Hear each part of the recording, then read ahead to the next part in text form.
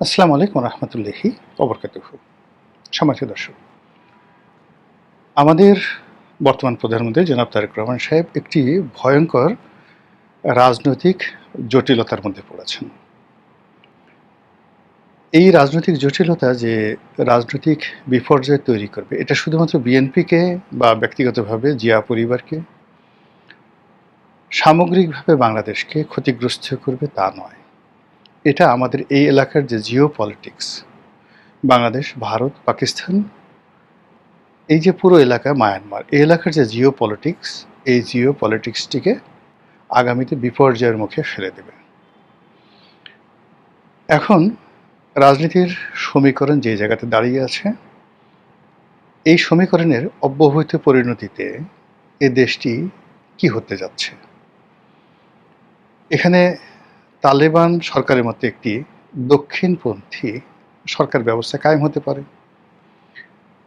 পাকিস্তানের মতো একটি military dictatorship under the cover of democracy. পাকিস্তানে যেভাবে এখন মার্কিন যুক্তরাষ্ট্রের তাবেদার সেনাবাহিনী, সেনাবাহিনীর তাবেদার একটি সরকার, সরকারের তাবেদার একটি বিরোধী রাজনৈতিক গ্রুপ, যেভাবে পাকিস্তান চলছে। এর বাইরে আপনি চলে যেতে পারেন একেবারে অ্যাজ লাইক মিশরের মতো। সেখানে আব্দুল ফাত্তাহ সিসি যেভাবে মিশরটি চালাচ্ছেন, ঠিক সেভাবে। যদি প্রেজেন্ট টেন্স বাদ দিয়ে আপনি অতীতে যান, তাহলে আপনি চিলিতে পিনোশে, ইন্দোনেশিয়াতে সুহার্তো, কিংবা জেনারেল নেউইন বা উ মং মং খা, তারা যেভাবে মায়ানমার চালিয়েছেন, ঠিক একই একটা পরিণতি আমাদের এই 18 কোটি মানুষের দেশে তৈরি হতে যাচ্ছে। বিষয়টা সংক্ষেপে বলার চেষ্টা করব, বুঝিয়ে বলার চেষ্টা করব, আশা করি আপনাদের ভালো লাগবে। রাজনীতির সবচেয়ে বড় বিপদ নয়, যাকে বলা হয় ভূমিকম্প এবং সুনামি, হলো রাজনীতির শূন্যতা। প্রকৃতি সব কিছু সহ্য করে, কিন্তু কোনো অবস্থাতেই শূন্যতা পছন্দ করে না। বায়ুমণ্ডলে যদি শূন্যতা হয়, সেখানে ঘূর্ণিঝড় হয়, কালবৈশাখী হয়। সমুদ্র পৃষ্ঠে যদি শূন্যতা তৈরি হয়, মহাবিপর্যয় তৈরি হয়ে যায়। সমুদ্র পৃষ্ঠ বাদ দিয়ে যদি আপনি সমুদ্রের তলদেশে কোনো শূন্যতার তৈরি হয়, সঙ্গে সঙ্গে সেখানে ম্যারিয়ানা ট্রেঞ্চ এর মতো গভীর খাতের তৈরি হয়, আর সেই ট্রেঞ্চের মধ্যে পৃথিবীর সবচেয়ে বড় পর্বতমালা অলিম্পাস তৈরি হয়ে যায়। এবং সেটা পার্মানেন্টলি এরকম একটা পরিস্থিতির সৃষ্টি করে, যেমন ধরুন আপনাকে বলা হয়, যদি আকাশে যেভাবে ব্ল্যাক হোল তৈরি করে পার্মানেন্টলি, এই ব্ল্যাক হোল কখনো মরে না, সব মরে যায়, আকাশে সব কিছু মরে যায়, তারাও মরে যায়, চন্দ্র, সূর্য, গ্রহ, তারা, নক্ষত্র, একটা নির্দিষ্ট সময় আছে, কিন্তু কখনো ব্ল্যাক হোল কখনো মরে না। একইভাবে এই মহাবিশ্বের যেখানে এরকম ব্ল্যাক হোলের মতো প্রকৃতিতে ঘটনা ঘটে, সমুদ্রের নিচে যখন এই ঘটনাটা ঘটে, সেখানে বারমুদা ট্রায়াঙ্গেলের মতো একটি ট্রায়াঙ্গেল তৈরি হয়ে যায়, যেটা কিয়ামত পর্যন্ত ভয়ঙ্কর আস হয়ে থাকে। আবার শূন্যতার কারণে মরুভূমি তৈরি হয়, শূন্যতার কারণে আমাজন জঙ্গল তৈরি হয়ে যায়। প্রকৃতি কখনো শূন্যতা পছন্দ করে না, সেই জায়গা পূর্ণ করে ভয়ঙ্কর কোনো একটা কিছু দ্বারা।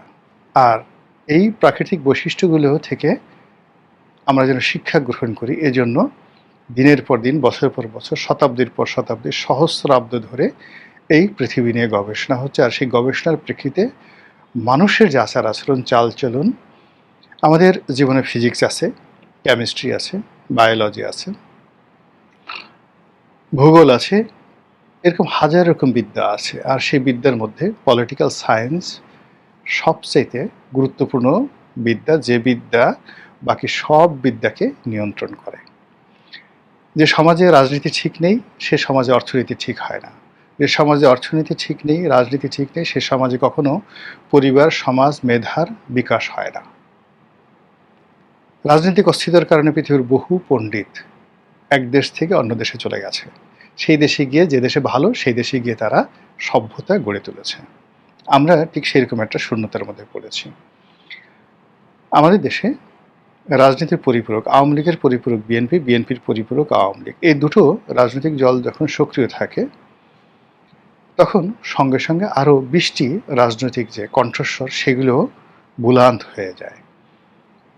এখন আওয়ামী লীগের জমানাতে প্রাণান্তভাবে চেষ্টা করা হয় যে বিএনপিকে দুর্বল করার জন্য। এখন সেই দুর্বল বিএনপির হাতে যখন আমরা ক্ষমতা দিয়েছি, তখন সেই দুর্বলের যে অত্যাচার সেটা কতটা ভয়ঙ্কর হয় সেটি বর্তমান জমানাতে আপনারা দেখতে পাচ্ছেন এবং আগামীতে দেখতে পাবেন।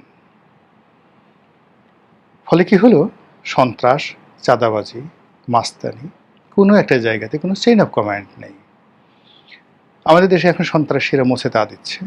ধরার পরে নজিরবিহীনভাবে শীর্ষ সন্ত্রাসী যুব দলের নেতাকে, সরকারি দলের নেতাকে খুন করার পর মুছে তা দিচ্ছে, আর তামিল সিনেমার নায়কের মতো পুলিশের গলা কেটে ফেলা হবে এইভাবে হুমকি দিচ্ছে।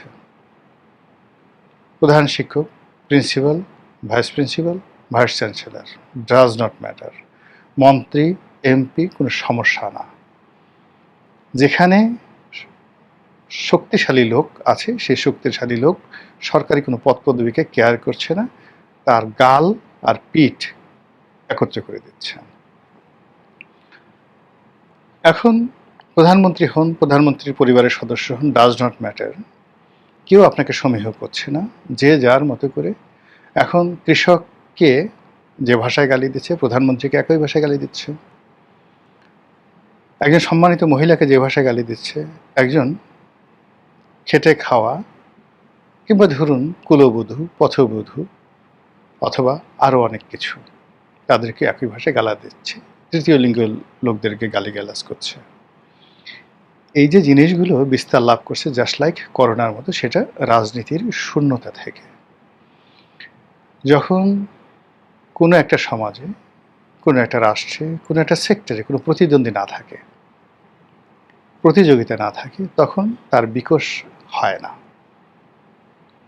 এজন্য এই পৃথিবীতে বর্তমান জমানাতে কেবলমাত্র নিজেদেরকে প্রতিযোগিতার মধ্যে রাখার জন্য অনেক বড় বড় giant company billion billion dollar খরচ করে তারা নিজেদের প্রতিদ্বন্দ্বী তৈরি করে। জাস্ট একটা উদাহরণ দিই, চীনের একটা কোম্পানি আছে যারা সারা দুনিয়াতে পোর্ট, যে এই যে আমরা যে বন্দর পরিচালনা করি, বন্দরের যে ইকুইপমেন্টগুলো রয়েছে সেই ইকুইপমেন্টগুলোর 90% তারা একা সাপ্লাই করে, এবং এই পৃথিবীতে তাদেরকে চ্যালেঞ্জ দেওয়ার মতো কোনো শক্তি নেই। একচেটিয়াভাবে তারা ব্যবসা বাণিজ্য করে যাচ্ছে। এই কোম্পানি সাম্প্রতিক সময়ে $20 বিলিয়ন, আবার আমি বলছি 20 বিলিয়ন, $20 বিলিয়ন, তার একটা ফান্ড এই কোম্পানি তৈরি করেছে তাদের প্রতিদ্বন্দ্বী কোম্পানিকে সাহায্য করার জন্য, যেন তারা মার্কেটে তাদের সাথে কম্পিটিশন করতে পারে।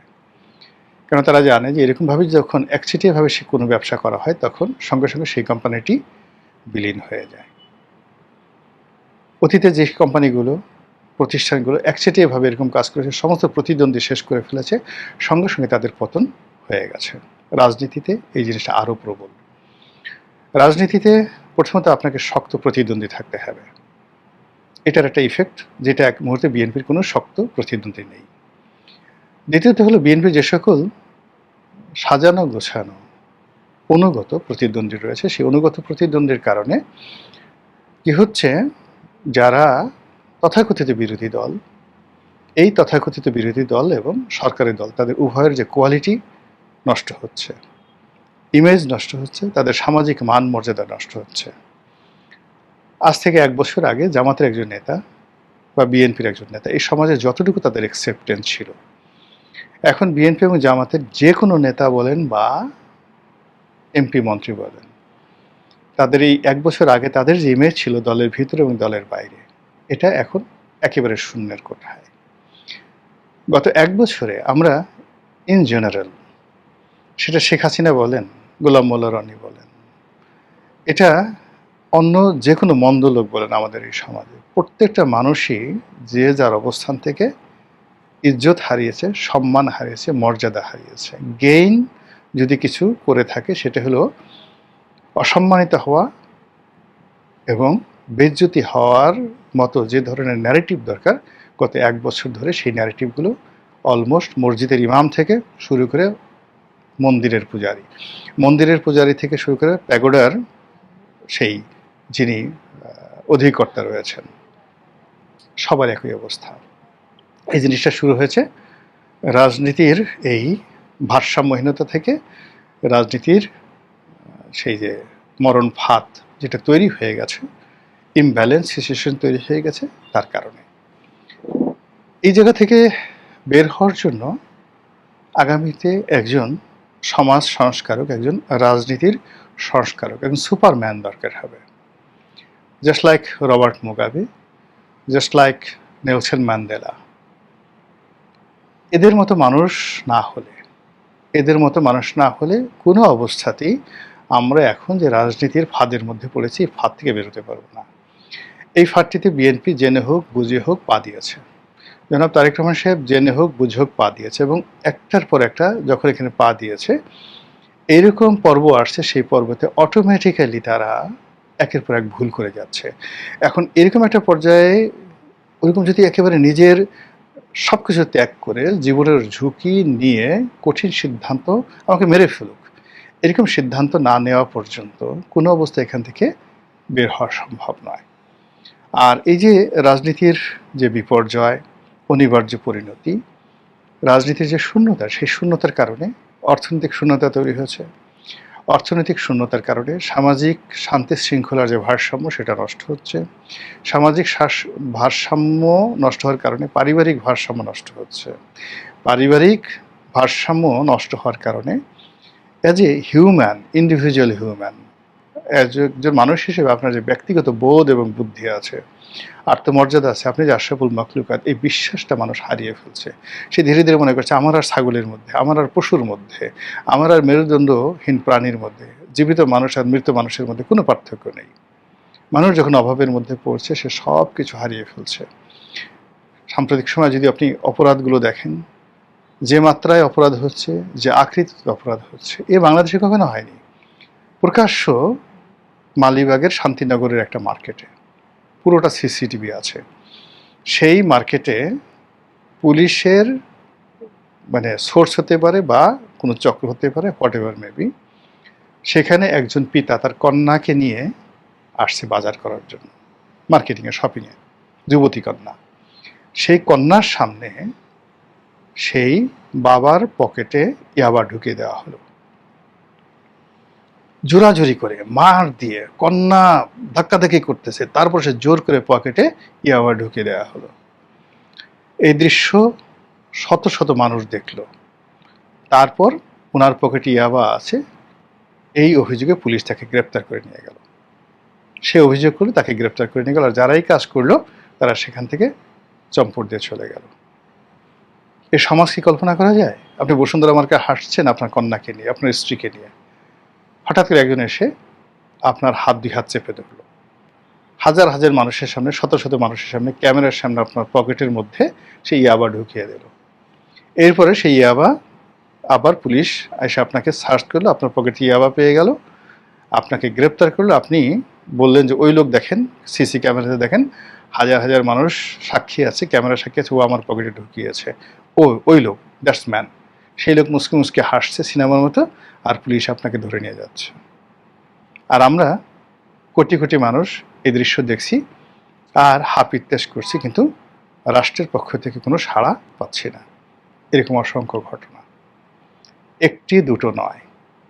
এই ঘটনা সেক্সের ক্ষেত্রে ঘটছে, এই ঘটনা দাম্পত্যে ঘটছে, পরকীয়ার ক্ষেত্রে ঘটছে, এই ঘটনা নামাজ কালামের ক্ষেত্রে ঘটছে, মসজিদে ঘটছে, মন্দিরে ঘটছে, সব জায়গাতে ঘটনা ঘটছে। মাদ্রাসায় ঘটছে, স্কুলে ঘটছে, কলেজে ঘটছে। অপরাধের ধরন এবং প্রকৃতি যা কখনো অতীতে বাংলাদেশে হয়নি। আর সব কিছুর মূলে রয়েছে এই রাজনৈতিক শূন্যতা, এবং সেই শূন্যতার দায় এখন বিএনপির ঘাড়ের উপর পড়েছে, জনাব তারেক রহমান সাহেবের ঘাড়ের উপর পড়েছে। এই দায় কি ৬-৭টা বা ৮-১০টা গোলাপি রঙের বাস নামিয়ে এই দায় থেকে মুক্ত হওয়া যাবে? এ দায় কি দুপুরে ১০০ টাকার খাবার খেয়ে তারপরে ঘন ঘন মন্ত্রী পরিষদের সদস্য পরিবর্তন করে নিত্য নতুন মানুষকে মন্ত্রী বানিয়ে পাবলিক সেন্টিমেন্ট, ভারতে যাব না, চীনে যাব, চীনে যাব না, আমেরিকাতে যাব, এই কাজ করে রক্ষা পাওয়া যাবে? যদি যায় ভালো, আর যদি না যায়, নাগরিক হিসেবে আমাদের বলার দায়িত্ব বলছি। মহান আল্লাহ আমাদের সবাইকে হেদায়েত দান করুন এবং হেফাজত করুন। আসসালামু আলাইকুম ওয়া রাহমাতুল্লাহি ওয়া বারাকাতুহু।